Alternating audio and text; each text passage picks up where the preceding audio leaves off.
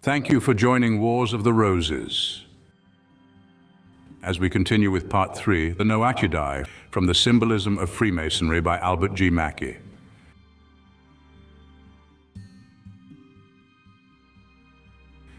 Chapter 2, the Noachidae. I proceed then to inquire into the historical origin of Freemasonry as a necessary introduction to any inquiry into the character of its symbolism. To do this with any expectation of rendering justice to the subject, it is evident that I shall have to take my point of departure at a very remote era. I shall, however, review the early and antecedent history of the institution with as much brevity as a distinct understanding of the subject will admit, passing over all that is within the antediluvian history of the world. As something that exerted, so far as our subject is concerned, no influence on the new world which sprang forth from the ruins of the old, we find, soon after the cataclysm, the immediate descendants of Noah in the possession of at least two religious truths, which they received from their common father, and which he must have derived from the line of patriarchs who preceded him. These truths were the doctrine of the existence of a supreme intelligence, the creator, preserver, and ruler of the universe, and as a necessary corollary, the belief in the immortality of the soul, which, as an emanation from that primal cause, was to be distinguished by a future and eternal life from the vile and perishable dust which forms its earthly tabernacle. The doctrine of the immortality of the soul, if it is a real advantage, follows unavoidably from the idea of God. The best being, he must will the best of good things. The wisest, he must devise plans for that effect. The most powerful, he must bring it about. None can deny this.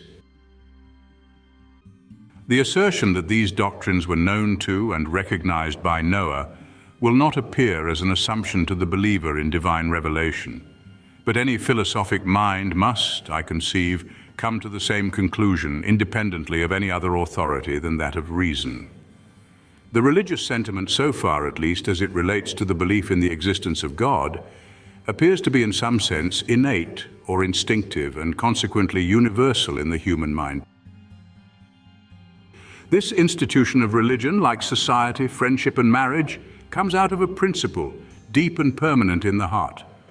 As humble and transient and partial institutions come out of humble, transient, and partial wants and are to be traced to the senses and the phenomena of life, so this sublime, permanent, and useful institution came out from sublime, permanent, and universal wants and must be referred to the soul and the unchanging realities of life.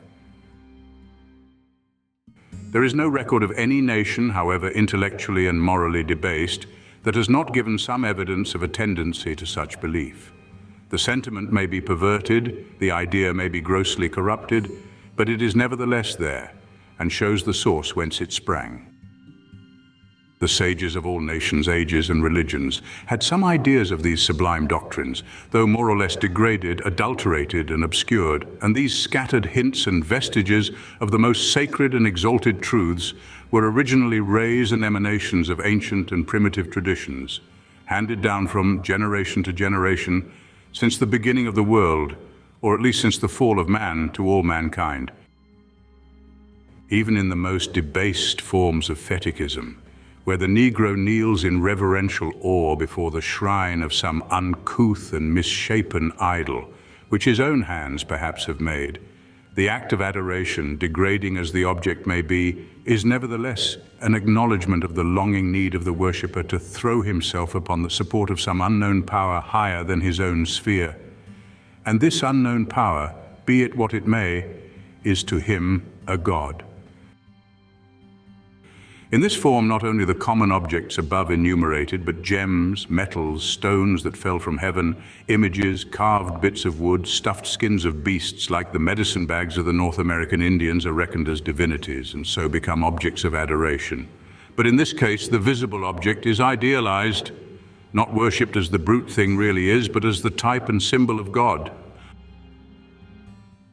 But just as universal has been the belief in the immortality of the soul.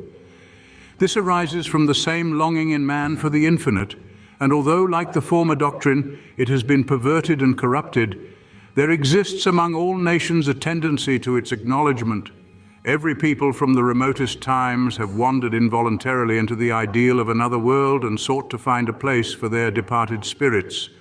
The deification of the dead, man worship or hero worship, the next development of the religious idea after Fetichism, was simply an acknowledgement of the belief in a future life.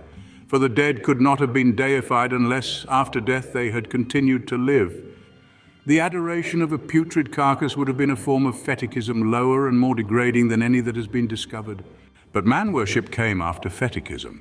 It was a higher development of the religious sentiment and included a possible hope for, if not a positive belief in, a future life. Reason then, as well as revelation, leads us irresistibly to the conclusion that these two doctrines prevailed among the descendants of Noah immediately after the deluge.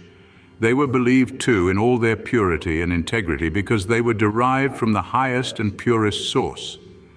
These are the doctrines which still constitute the creed of Freemasonry, and hence one of the names bestowed upon the Freemasons from the earliest times was that of the Noachidae or Noachites, that is to say, the descendants of Noah and the transmitters of his religious dogmas.